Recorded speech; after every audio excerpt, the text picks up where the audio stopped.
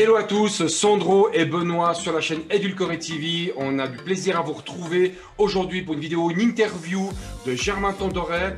Salut Germain. Hello, hello à tous. J'habite en Valais et ma spécialité c'est le e-commerce depuis 2010 et particulièrement PrestaShop. Donc c'est un peu ma passion, donc du coup je peux mixer travail, passion à travers le e-commerce. Et puis mon but c'est de digitaliser un petit peu tout le monde, toute la nouvelle vague de commerçants.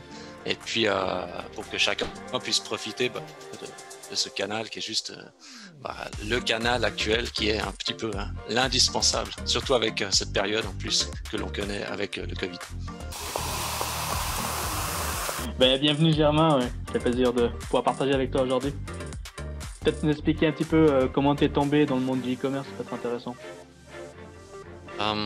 Donc moi j'ai découvert le e-commerce à l'époque de OS Commerce et puis petit à petit OS Commerce étant vieillissant, j'ai regardé un petit peu les solutions qui sont présentées pour prendre le relais. Il y avait PrestaShop et donc du coup j'ai misé à l'époque sur PrestaShop qui est devenu entre guillemets aussi par chance un peu un cheval gagnant et donc j'ai continué sur la lancée.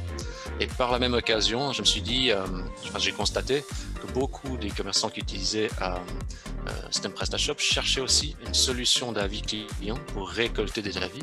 Et c'est là que m'est venue aussi une autre idée de dire, c'est peut-être le moment de développer une solution d'avis client pour qu'il soit accessible à tous. C'est ça. Et parce que quand tu parles d'avis, c'est les avis un peu comme dans Google My Business où on peut donner son avis. Par exemple, quand on va dans un restaurant, on donne l'avis de ce qu'on a mangé, si c'était bon, c'était pas bon, puis on met une étoile de 1 à 5. Alors aujourd'hui, avec le service KingAvis, donc c'est le service que j'ai développé en 2016, le client qui commande l'acheteur qui commande sur une boutique e-commerce est ensuite invité à noter sa commande.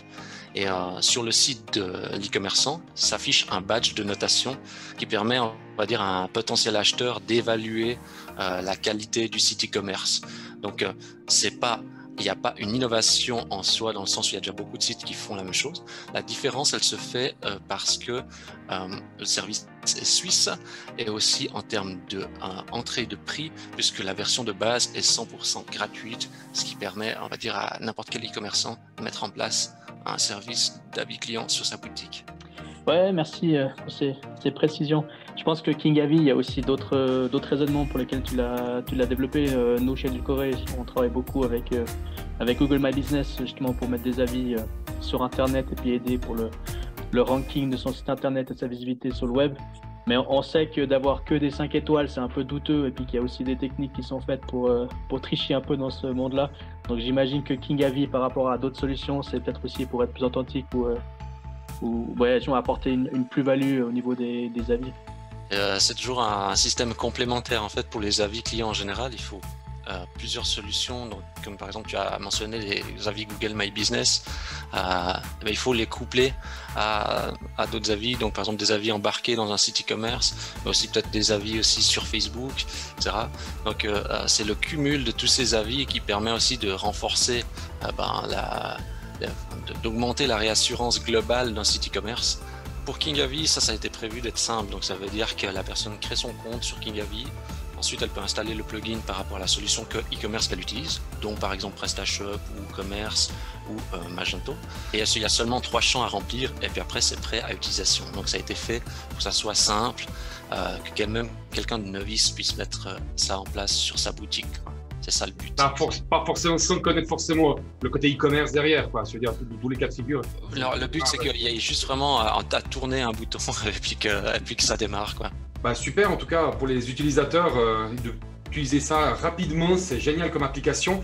Et puis d'ordre général, maintenant, un peu plus, allez, on va dire sur cette année, Germain, est-ce que tu t'es rendu compte un petit peu de changements? Est-ce que le fait qu'il y a la crise sanitaire, ça a amené à un autre comportement sur le e-commerce vis-à-vis des clients?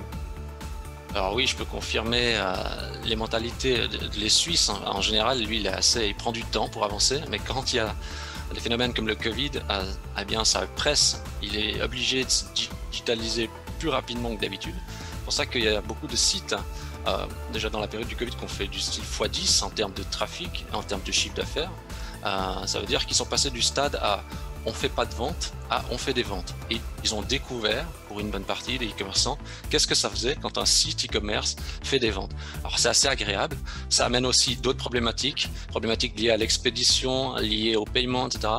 Et quand on découvre que ça marche, on n'a qu'une envie, c'est que ça dure tout le reste de l'année. Et c'est ça qu'ont appris les commerçants. Tu parles au niveau des livraisons. Je me posais la question, c'est vrai que les Amazon, Prime et autres sociétés qui font de la livraison à domicile, ils ont dû se régaler pendant cette période parce que beaucoup de gens ont commandé. Je pense que la Poste a eu beaucoup à faire avec les colis et tout. Maintenant, toi, au niveau de la transmission d'informations et tout ça, je pense que les clients, ils avaient de quoi faire, quoi. Ils n'ont pas été véritablement bloqués. Après, ce qu'il y a, c'est qu'il faut qu'ils soient déjà prêts avant une étape de crise. Parce qu'il y a beaucoup de ceux qui se réveillent pendant la crise. Et le e-commerce, il faut être déjà prêt avant. Le e-commerce a juste fait d'accélérer durant le Covid. Donc ceux qui avaient été déjà prêts ont pu bénéficier de l'accélération. Ceux qui se sont dit il faut que je fasse du e-commerce maintenant, ceux-là, ils n'ont pas pu vivre. Ils sont juste passés à l'étape de digitaliser leur activité, mais sans vivre d'accélération au niveau des ventes. C'est ça. Ouais, alors moi, je pense qu'on peut voir aussi, Benoît, ensemble, nous, par rapport aux réseaux sociaux, on a vu effectivement la vente des formations sur les réseaux sociaux pour être up-to-date au niveau digital a été boostée grâce au Covid. Mais par contre, c'est vrai que ceux qui avaient vécu déjà avant la période sanitaire, les différentes phases de numérisation de leur entreprise, ils étaient un peu déjà dans le bain, puis du coup, ils n'ont pas été trop à la ramasse, trop à la traîne pour pouvoir se dire, OK, maintenant, si je peux publier quelque chose sur les réseaux sociaux, sur Facebook, Instagram, Google My Business, LinkedIn, etc. Mais par contre, ceux qui découvrent ça que cette année, puis qui se disent, voilà, j'ai pas le choix parce qu'au niveau digital, tout le monde s'y est mis, et puis que le Covid m'a forcé à rester en télétravail à la maison, et donc du coup à vendre à travers les réseaux sociaux, eux, j'ai bien, enfin en tout cas, je pense que tu peux en dire, Benoît, mais c'est vrai qu'on a eu pas mal d'effets pompiers où on a dû intervenir, où il y a des choses qui ne jouaient pas du tout. Les gens ont essayé à quelque chose qu'ils ne se connaissaient pas avant, comme ils n'avaient pas l'historique. Du coup, ils découvrent juste, ils sont passés juste à un outil et puis ils l'utilisent dans une situation de crise qui n'est pas une situation normalisée. Certains aussi ont survécu grâce à ça. Donc le e-commerce les a sauvés aussi la faillite est un mot un peu précipité, mais du fait que les autres canaux ne fonctionnent pas, le canal du digital continue à fonctionner et donc du coup ça leur a permis de limiter, on va dire, les dégâts en termes de perte de chiffre d'affaires. Mais c'est encore d'actualité. Ça, c'est encore aujourd'hui. C'est encore d'actualité parce que l'année n'est pas terminée et je pense qu'il y en a encore qui doivent sauver leur année. C'est ça. Et on sait que la Suisse découvre... moi je dis toujours la Suisse c'est le baby du e-commerce parce que c'est par rapport à la France, on est beaucoup plus en retard et les e-commerçants suisses découvrent Internet, ils se rendent compte aussi que ce n'est pas un gadget, que c'est vraiment un levier d'acquisition de commandes, etc. Vraiment qui peuvent générer du chiffre d'affaires pour eux. Et donc le Covid a apporté vraiment cette réponse à quelque part pour tous ces e-commerçants. C'est intéressant tout ce que vous dites là actuellement. C'est clair que le Covid, ça a un peu secoué le cocotier et puis les gens maintenant ils sont obligés d'aller un peu plus vite dans la partie digitale. Mais je pense que ce que tu as dit avant, Germain, est aussi important de soulever et puis de répéter, c'est que c'est un marathon en fait. C'est comme pour nous, pour les réseaux sociaux. C'est pas on crée la boutique ou bien on crée un compte et puis 3 jours après ça fonctionne quoi. Il faut préparer une stratégie. C'est ça qui m'a échappé. Moi, j'aurais bien voulu que ça aille comme ça. D'ailleurs, au niveau des réseaux sociaux, vu que ça fait partie de votre cœur de métier, qu'est-ce que vous conseillez aujourd'hui à quelqu'un qui se dit je veux être sur les réseaux sociaux, je veux faire levier avec ça, quel réseau social choisir du fait qu'il y a tellement un choix large? Qu'est-ce que vous conseillez aujourd'hui sur la partie réseaux sociaux?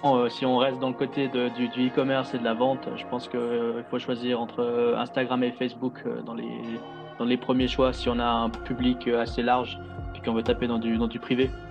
Il y a possible de mettre en avant ces articles et puis de lier aussi boutique en ligne et boutique sur Facebook ou Instagram, puis de faire une corrélation entre tout ça. LinkedIn, qui est une plateforme professionnelle aujourd'hui, c'est la plateforme du Place to Be 2020, quoi. Surtout en cette période incertaine, elle a cette vocation de véritablement créer de l'engouement sur la visibilité et la lisibilité de son entreprise. Parce qu'avoir un profil de son personnel comme un CV, comme une biographie écrite, c'est bien, mais d'avoir aussi son entreprise qui est dans sa page entreprise connectée sur LinkedIn, permet véritablement d'écrire des articles, de montrer les valeurs de l'entreprise, de faire percevoir l'efficience d'un produit ou d'un service, ou même carrément l'employé du mois qu'on peut présenter. Et sur LinkedIn, tu as vraiment ce reverse où tu as le côté business qui va vraiment te répondre, commenter, poster, ou tout simplement repartager les différentes informations, soit de ton entreprise, soit de ton produit, soit de ton service. Donc, il y a un vrai desiderata aujourd'hui. On peut plus se dire, OK, je passe devant une vitrine d'un magasin dans la rue, je m'arrête et je vais acheter ce magnifique bouquet de fleurs. Maintenant, je passe devant, je vais plus loin, je prends mon téléphone, je regarde ce que fait l'autre concurrence, s'il y a le même bouquet ailleurs, je téléphone à un copain ou une copine pour savoir s'il y a eu... si l'expérience a été déjà vécue par quelqu'un d'autre, hein, parce que c'est ça, c'est le partage d'émotions. Quelle émotion tu vas me susciter pour moi de manière personnelle pour que je puisse venir acheter chez toi, Germain? C'est très important ça. Ou chez toi, Benoît. Et donc, du coup, une fois que j'ai fait ça, après, je rentre chez moi et je vais commander sur Internet. Mais je ne vais pas rentrer dans le magasin. Et ça, c'est les nouvelles habitudes de consommation. Et celui qui ne le voit pas comme ça et qui attend sagement avec ses jambes en dessous de la table, devant sa vitrine, et les gens vont lui passer devant, comme le train qui vous passe devant et vous serez même pas le dernier wagon. Je pense que tu soulèves un point très important. C'est le problème de beaucoup d'e-commerçants. C'est qu'ils ont une boutique, ils ont des produits, ils ont des prix, mais où se fait la différence? Et c'est ça aussi qui a une des grosses difficultés aujourd'hui, c'est de faire la différence quelque part pour que le client se dise « je vais acheter là et pas ailleurs ». Et là, il y a toute une réflexion à faire pour trouver les points forts de l'entreprise et les mettre en avant pour que justement les acheteurs aient envie d'acheter à cet endroit-là et pas ailleurs. C'est ça. Ce qu'il y a, c'est qu'il faut pouvoir oser. C'est ça aussi le problème, c'est que oser, ça implique subir le regard des autres qui vont émettre un jugement et ça paraît simple, ça paraît tout basique, mais il y a beaucoup d'entreprises qui ne feront pas le pas parce qu'après ils vont être jugés, ils vont être critiqués sur la manière de faire, etc. Et oser être un précurseur, c'est pas donné à tout le monde, mais c'est dommage de s'en priver. Ça pourrait être un élan gigantesque pour chaque entreprise. C'est comme on est en train de faire là une vidéo, on pourrait utiliser canal YouTube, etc.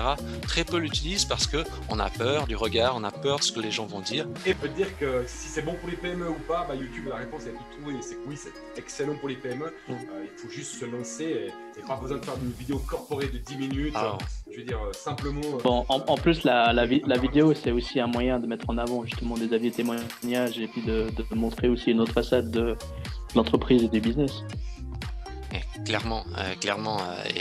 Et comme je dis souvent, je dis YouTube, c'est la télévision gratuite, donc sans priver, ça serait vraiment bien dommage. Hein. Donc il faut profiter de cette opportunité, c'est gratuit. Que demander de plus, hein. En tout cas, c'était super. Merci pour cette interview. On te retrouve pour tes produits, donc Webax. Merci beaucoup. Et puis, pour ceux qui ne connaissent pas Germain, il y a aussi une chaîne YouTube. On mettra le lien dans la description, donc n'hésitez pas à aller voir ça. Voilà. Pour le mot de la fin, je vous remercie. On vous retrouve très prochainement sur une vidéo. Germain, on te dit à bientôt. Pour les autres, je vous dis à très vite. N'oubliez pas, followez, partagez, souscrivez un abonnement. Je vous dis à bientôt. Portez bien soin de vous. Ciao.